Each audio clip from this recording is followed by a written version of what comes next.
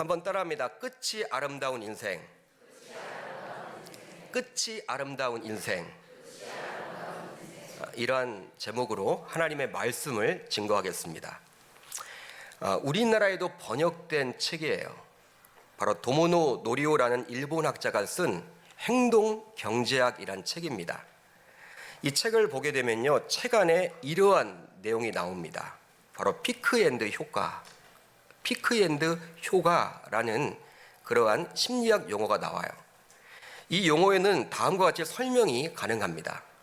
우리 인간들은 삶을 살면서 많은 사건들을 경험하죠. 여러분, 수많은 사건들의 연속이 바로 우리 인생이 아닙니까? 그러나 과연 우리들은 모든 사건을 기억하고 있을까요? 여러분들에게 묻습니다. 여러분들이 지금까지 겪어왔던 모든 사건들을 다 기억하십니까? 어떻게 대답하실래요? 사람마다 다르겠지만 대부분의 사람들은 자신이 겪었던 모든 사건을 기억지는 못해요. 여러분, 잊을 것은 빨리 잊어야 합니다. 다 기억을 하게 되면요, 어떻게 살겠어요? 힘든 일도 있고 좋은 일도 있고, 좋은 일은 우리가 기억하면 좋겠지만 그것도 여러분들 우리 머리에 한계가 있는데 얼마나 여러분 힘들까요? 다 기억이 난다. 잊을 건 여러분 잊게 되는 것이죠. 그러나 한 가지 분명한 것이 있으니 우리들은 일이 발생한 시간의 순서대로만 기억하는 것은 결코 아니라는 거예요. 바로 어떤 일은 좋게 기억하기도 하고요, 또 어떤 일들은 나쁘게 기억하기도 합니다. 여러분, 이유가 있는데요, 바로 우리가 최고 절정의 순간과 마지막 끝날 때의 느낌으로 그 일 전체를 기억하는 경향 때문이래요. 한마디로 무엇이냐면요, 우리가 여러분 어떤 것들을 주로 기억해요? 시간이 얼마 지나지 않았던 것들, 최근에 있었던 일들, 최근에 경험한 일들, 또 굉장히 좋았던 일들, 또 굉장히 힘들었던 일들, 그런 것들을 기억하지 시간의 순서에 의해서 내가 태어날 때부터 지금까지 겪었던 모든 것들을 다 기억지는 않는다는 것이죠. 이처럼 마지막에 좋으면 모든 일이 좋게 기억되는 것을 가리켜서 피크 앤드 효과라고 이야기를 합니다. 2002년도 노벨 경제학상 수상자였던 데니얼 카너먼이란 사람이 있어요. 데니얼 카너먼이란 사람이 있는데 1999년도에 그가 피크 앤드 효과를 이렇게 발표를 합니다. 그는 다음과 같은 실험을 했다고 그래요. 먼저 A 실험으로서 14도씨의 차가운 물에 손을 60초 동안 담그게 했습니다. 1년의 사람들을 대상으로 이렇게 실험을 했는데 그 사람들로 하여금 14도씨 정도 되는 좀 차가운 물에다가 손을 담그게 했어요. 몇 초 동안? 60초 동안. 그 사람들을 대상으로 연이어서 B 실험을 했는데 B 실험은 바로 무엇이었냐? 동일한 14도씨의 차가운 물에 60초 동안 손을 담갔다가 이제 손을 꺼내기 전 30초 동안은 1도를 올렸대요. 1도를 올리니까 몇 도입니까? 15도씨에 손을 담그고 꺼내도록 했다라는 거예요. 이제 실험에 참가한 모든 사람들 다 불러가지고 A 실험을 한번 해볼 거냐, B 실험을 한 번 더 할래? 한 번 하긴 해야 되는데 당신은 A 실험을 한 번 더 하고 싶습니까? B 실험을 한 번 더 하고 싶습니까? 물었다고 그래요. 여러분, 만약 고통에 대한 사람들의 기억이 얼마나 오랫동안 지속되는지를 평가 기준으로 삼는다면 당연히 그 순간이 짧은 A 실험을 사람들이 선택했을 거예요. 왜냐하면 A 실험은 60초 동안 했습니다. 그렇지만 B 실험은 몇 분 정도 했어요? 몇 초 동안 했어요? 90초. 처음에 14도씨의 물에 60초를 담갔고 그 꺼내기 전 1도를 올려서 이제 15도씨의 물에 30초를 했기 때문에 B 실험은 90초였어요. 그런데 연구 결과는 놀랍게도 80%의 사람들이 고통의 순간이 좀 더 길었던 B 실험을 선택한 것으로 나타났어요. 여러분, 노벨 경제학상 수상자가 여러분 한 실험이니까 의미 있는 실험입니다. 우리들이 보기에는요, 14도나 15도나 찬물 아닙니까? 그렇기 때문에 별 차이가 없기 때문에 당연히 여러분 굉장히 손이 시렵잖아요. 그러니까 고통이 심한 그 짧은 그냥 A 실험을 선택할 것 같았는데 사람들이 대부분이 다 어떤 실험을 선택했다라는 거예요? B 실험을 선택했대요.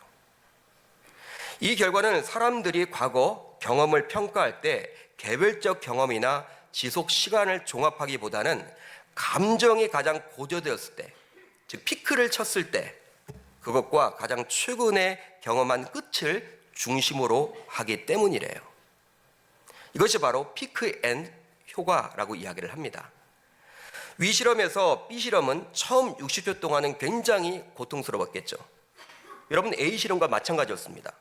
그러나 마지막 30초는 1도라도 온도 상승을 느껴서 약간 덜 고통스럽다라고 느꼈기 때문에 사람들이 A 실험보다는 B 실험을 선택한 거예요.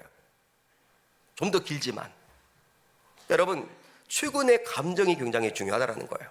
끝이 중요하다라는 거예요.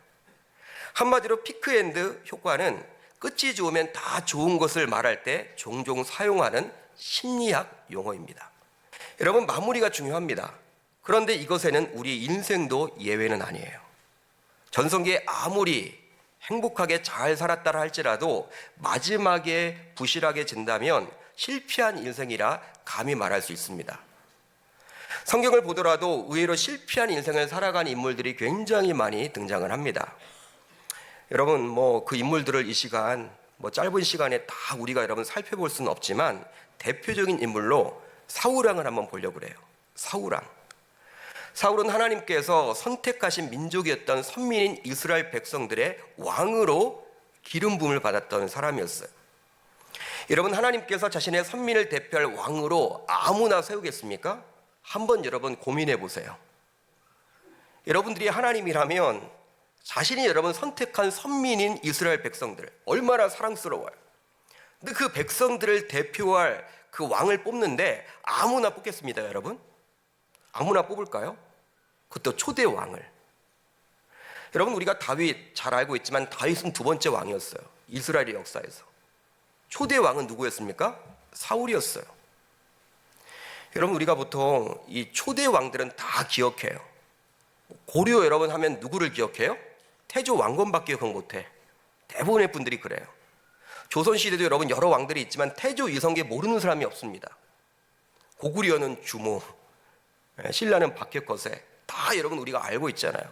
처음 세웠던 왕들은. 이스라엘 여러분 역사에서 이 첫 번째 왕으로 하나님이 아무나 과연 세웠겠냐는 거예요. 세울만 하기 때문에 하나님께서는 그를 초대 왕으로 세운 거예요. 그는 처음에는 굉장히 겸손한 사람이었습니다. 겸손 그 자체였어요. 사무엘이 이제 왕으로 세우려고 기름 부으려고 갔는데 나는 왕이 될 수 없습니다. 나는 연약합니다. 부족합니다. 어떻게 제가 왕이 돼요? 왕 될 수 없어요. 도망 다녔어요. 심지어는요, 자신의 왕의 즉위식에도 가지 않으려고 그랬어요. 그렇지만 왕으로 세워지고 난 다음부터는 180도 달라져서 하나님의 말씀까지도 어기면서 불순종을 일삼습니다. 사람이 참 그렇게 바뀌는 거예요. 겸손했던 그의 성품이 어느 순간 사라져버리고 교만하게 되어서 심지어 아말렉 전투 후에는요, 어떤 일이 벌어졌냐면 자신의 이름을 드러내고자 기념비까지 세워요. 여러분, 아말렉 전투 승리한 것은 누구 때문에 승리한 거예요? 하나님의 도움 때문에 승리했는데 그 전투 이후에 하나님을 위한 기념비는 몰라. 자기 이름을 드러내기 위한 기념비를 세워요. 굉장히 여러분들 겸손과는 거리가 먼 교만한 자고한 사람이 되어버렸죠. 나중에 하나님께서는 그를 왕으로 삼은 것을 후회하게 됩니다. 세운 자도 하나님이셨지만 얼마나 하나님의 마음이 아플까요, 여러분? 내가 세웠는데 잘못 세웠구나. 하나님이 후회하세요. 결과적으로 그의 집안은 대대로 왕위를 잊지 못하게 되었고 그의 아들들과 함께 비참한 추호를 맞이하게 됩니다. 안타까운 일이죠, 여러분. 처음에는 즉기 화려한 인생이었지만 끝이 좋지 못한 인생이라 볼 수 있습니다. 끝이 좋지 못했어요. 왕까지 했지만 끝이 좋지 못했어요. 그런데 여러분, 오늘 말씀을 보게 되면 인생의 마무리에 실패한 한 사람이 더 등장을 합니다. 그 사람이 바로 누구입니까? 우리가 사사라고 알고 있는 기드온이에요. 사사기를 보게 되면 총 12명의 사사가 등장을 하는데 기드온과 관련해서는 사사기 6장부터 8장에 아주 자세하게 기록이 되어 있습니다. 그의 인생의 면모를 보게 되면요, 하나님께서 정말 크게 쓰셨구나, 크게 사용하셨구나, 그걸 느낄 수가 있어요. 왜 그렇습니까? 여러분, 그는 군사 300명을 가지고 미디안 연합군 13만 5천 명을 물리치고 대승을 거두었어요. 한번 생각을 해보세요. 상상을 해보세요. 300명의 군사를 가지고 13만 5천 명을 물리칠 수 있습니까, 여러분? 이게 가능한 일이에요?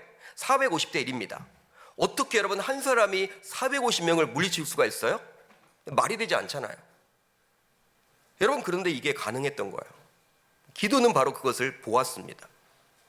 사사기 8장 10절을 보면 이렇게 기록이 되어 있죠.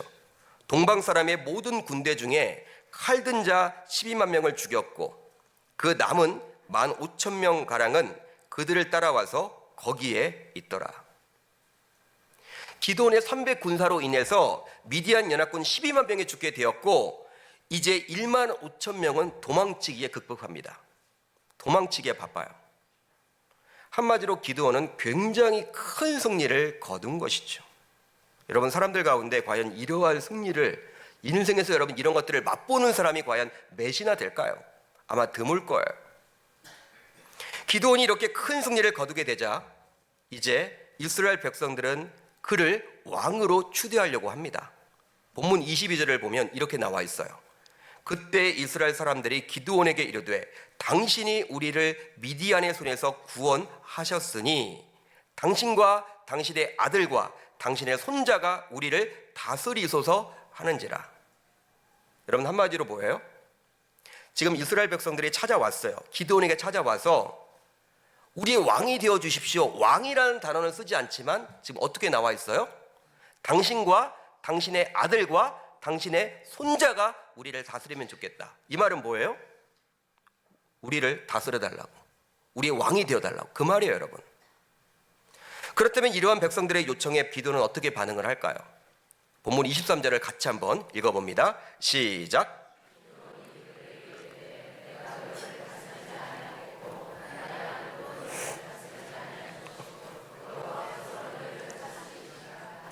내가 너희를 다스리지 아니하겠고 나의 아들도 너희를 다스리지 아니할 것이요 여호와께서 너희를 다스리시리라.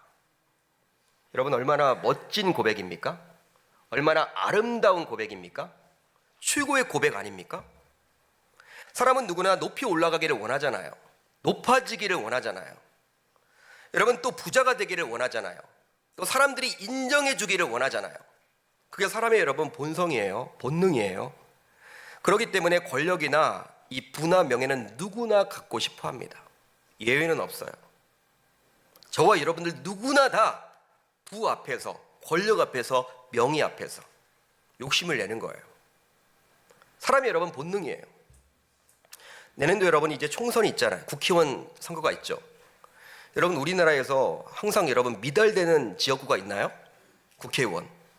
미달이야, 미달. 서로 안 하려고 그래. 와, 어떻게 감히 국회의원을 해? 내가 감히 할 수 있나? 안 하려고 하는 여러분 보셨어요? 항상 여러분 차고 넘치죠. 서로 하려고 그래요. 어떨 땐 몇십 대 1이래. 사람은 누구나 여러분 권력욕이 있고 부욕이 있고 명욕이 있는 거예요. 그러게 백성들이 스스로 찾아와서 자신을 왕으로 세워주겠다는데 그것을 마다할 사람은 없어요. 마다할 사람이 어디 있겠습니까, 여러분? 그러나 기드온은 백성들로 하여금 자신이 아닌 오직 하나님께 영광을 올리도록 합니다. 이런 기드온의 고백을 보고 있노라면 참 신앙인으로서 갖추어야 할 자세가 아닌가 생각해 볼 수 있죠. 멋지잖아요, 여러분.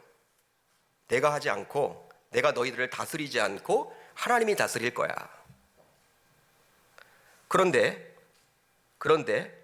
그의 인생에 있어서 여기까지는 참 아름답다라고 할 수 있을 거예요. 그래요, 여러분. 이 9절까지는 참 아름다운 고백이에요. 참 그의 인생이 아름답다, 그렇게 여길 수 있겠죠. 그런데 이어서 기드온은 백성들에게 탈취한 전리품을 요구합니다. 본문 24절 상반절. 기드온이 또 그들에게 이르되 내가 너희에게 요청할 일이 있으니 너희는 각기 탈취한 귀고리를 내게 줄지니라. 귀고리를 달라고 하네? 야, 이걸 우리가 여러분 잘못 오해를 하게 되면요, 야, 권력욕은 없는데 부욕은 있나 보다. 부자 되기는 원했나 보다. 이 물질적인 욕심이 있나 보다. 이렇게 생각하기도 쉽겠죠.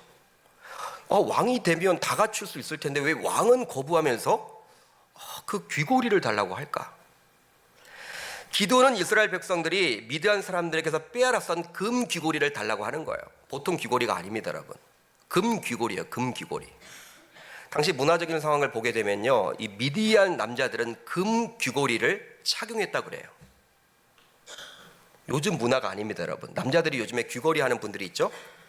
청년들 가운데. 요즘 문화가 아니라 성경에 이미 나와 있어. 고대 사회 속에서 이 남자들이 금 귀고리를 했다는 거예요. 문화적으로 보게 되면 특별히 군사, 용사들은 더 했대요. 무거운 걸 달았겠죠. 이 치장을 한 거예요, 여러분. 그런데 미디안 연합군 12만 명이 죽음을 당했기 때문에 이스라엘 백성들은 정말 많은 금 귀고리를 전리품으로 획득할 수 있었던 거예요. 한번 생각해봐요. 12만 명이 다 차고 있었다가 여러분 다 죽었는데 여러분 다 그걸 여러분 뺏어 오는 거잖아. 그게 전리품이잖아. 그러니까 이스라엘 백성들이 기쁨이 많았던 거야, 금이. 이제 이스라엘 백성들은 자신들이 전쟁에서 탈취한 전리품을 기드온에게 아낌없이 주게 되는데요. 왜냐하면 자신들이 왕으로 추대하려고 했는데 그 왕이 되지 않겠다고 하니까 이거라도 줘야겠다. 이런 마음으로 기쁘게 주는 거예요. 그렇다면 그들이 기드온에게 바친 전리품은 어느 정도였을까요? 오늘 성경을 보게 되면 금 1700세겔이라고 나와 있습니다. 금 1700세겔이다. 여러분 1세겔이 얼마입니까? 제가 살펴보니까 11.4g이에요. 1700세겔은 얼마 정도예요? 20kg 정도. 금 20kg. 어마어마한 금액이에요. 머리 회전이 빠른 분들은 금 20kg이 어느 정도입니까? 저는 이게 안 되더라고요. 굉장하죠, 여러분들. 더구나 초승달 장식들과 폐물과 미디안 왕들이 입었던 자색 의복과 또 여러 전리품을 내놓아요. 이렇게 많은 전리품을 아낌없이 백성들이 기드온에게 주었다는 것을 통해서 당시 백성들이 기드온을 얼마나 신뢰하고 있는지를 알 수 있는 것이죠. 왕으로 세우려고 했는데 왕이 되지 않다고 하니까 이거라도 드려야겠다. 드린 거예요. 그런데요, 기드온은 이 금을 가지고 에봇을 만들어서 자신의 성읍인 오브라에 두었습니다. 기드온이 그 금으로 에봇 하나를 만들어. 금 20kg을 가지고 에봇 하나를 만들었어. 여러 개를 만든 것도 아니고 하나를 만들어서 자기의 성읍 오브라에 두었으니. 그렇다면 에봇은 무엇일까요? 여러분, 에봇은 무엇입니까? 에봇은 가슴에 받쳐 입는 일종의 의복이라 할 수 있습니다. 이렇게 여러분 감이 잡히지 않으면 로마 병정들을 생각해 보세요. 당시 로마 군인들을 생각해 보세요. 예수님 당시. 여러분 로마 이렇게 군인들은요, 이 가슴을 여러분 보호할 수 있는 흉배라고 하는 그런 것들이 있었죠. 그거 비슷한 거예요. 흉배. 사도 바울이 의의 흉배라고 이야기하지 않습니까? 가슴을 보호할 수 있는. 그걸 금으로 만든 거예요. 근데 에봇은 여러분들 바로 그 당시 대제사장만이 입을 수가 있었습니다. 대제사장만이. 한마디로 특별한 옷이에요. 일반이 입을 수 있는 옷이 아니에요. 아무나 입을 수 있는 옷이 아닙니다. 보통 대제사장들이 하나님의 뜻을 알고자 하나님께 나아가 기도할 때 입는 것이 바로 에봇이었어요. 여러분, 대제사장은요, 이제 성전에 들어가서 성막에 들어가서 하나님의 뜻을 구하잖아요. 하나님께 기도하잖아요. 그때 입었던 옷이 바로 무엇이었다? 에봇이었어요. 그런데 기드온은 백성들에게서 받은 금을 가지고 이 에봇을 만듭니다. 본문의 내용을 여러분 계속 읽어 내려가면 기드온이 금으로 에봇을 만든 것은 우상 숭배를 하기 위한 목적은 아니었던 것 같아요. 처음부터 그런 목적을 가지지는 않았습니다. 사사기 여러분 전체를 보더라도 당시 제사장의 이름이 거의 나와 있지 않아요. 여러분, 제사장은 굉장히 중요한 거예요. 하나님의 말씀을 듣고 그 말씀을 백성들에게 전달하는 역할을 하기 때문에 굉장히 중요합니다. 여러분, 예배를 드릴 때 제사장이 굉장히 있어야 되죠. 그런데 사사기를 보게 되면 제사장들이 잘 나와 있지 않아. 이건 여러분 어떤 의미입니까? 당시 사사시대에는 바로 제사장들이 제 역할을 하지 못했음을 알 수 있는 것이죠. 제사장으로서 백성들에게 하나님의 뜻을 제대로 전달해 줘야 하는데 당시에는 그러질 못한 거예요. 여러분, 이런 사실을 기드온이 잘 알고 있었기 때문에 기드온은 자신이 그 대제사장의 역할을 감당하기 위해서 금으로 에봇을 만든 것뿐이에요. 기드온은 이미 처음 사사로 세워졌을 때 하나님의 사자를 통해서 신비한 경험을 이미 갖췄습니다. 그러기에 평탄한 삶이 오래 지속된다고 무조건 유익한 것은 절대 아니에요. 깨어 있어야 하는 거예요. 하나님 앞에 여러분 평안을 달라고 기도하시기 전에 하나님, 그 평안을 평안에 내가 매여서 평안이 있다 보면 내가 주님을 놓칠 수도 있기에 항상 내가 끼어 있겠노라고 기도하셔야 하는 거예요. 그렇습니다. 기도는 인생에서 보듯이 우리 인생은 시작보다 끝이 더 중요해요. 즉 인생은 시작보다 끝이 아름다워야만 합니다. 독일 속담에 이런 말이 있어요. 끝이 좋아야 모든 것이 좋다. 끝이 좋아야 모든 것이 좋은 거예요. 끝이 아름다운 인생. 새해에는 우리 계명교회 성도님들이 모두 붙잡고 기도해야 될 모토인 줄 믿으시길 바랍니다. 시작은 누구보다 좋았으나 끝이 좋지 못했던 삼손을 보세요. 또 엘리 제사장을 보세요. 이스라엘의 초대 왕이었던 사울을 보세요. 오늘 우리가 살펴봤던 기드온의 모습을 보십시오. 이런 인생이 아니라 믿음의 조상이었던 아브라함, 고난을 이겨냈던 욥, 엘리야, 에레미야, 다니엘, 바울 사도와 같이 끝이 아름다운 인생들이 모두 다 될 수 있도록 기도하고 돌아갈 수 있기를 주님의 이름으로 축복합니다. 여러분, 여러분들 가운데 혹시 지금 삶이 힘들고 어렵습니까? 그러나 포기하지 마세요. 아직 끝난 거 아니에요. 끝이 아름다우면 됩니다. 할렐루야. 지금 여러분 평안이 있습니까? 그 평안이 끝까지 가셔야 돼요. 그게 중요해요. 여기에 취해 있어서는 안 돼요. 영적으로 깨어 있으십시오. 그래야지만 우리는 끝날 때 주님으로부터 인정받고 사랑받는 믿음의 종이 되는 것입니다. 여러분, 두 종류의 길이 있어요. 처음 시작은 굉장히 화려했으나 끝이 엉망이었던 기드온의 인생이 있고, 아브라함의 인생을 보세요.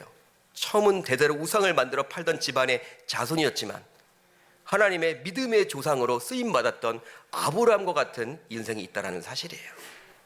여러분, 지금 삶에 이렇게 너무나 현혹되지 마시고 끝을 바라보시고 그 끝이 아름다울 수 있도록 노력할 수 있기를 주님의 이름으로 축복합니다.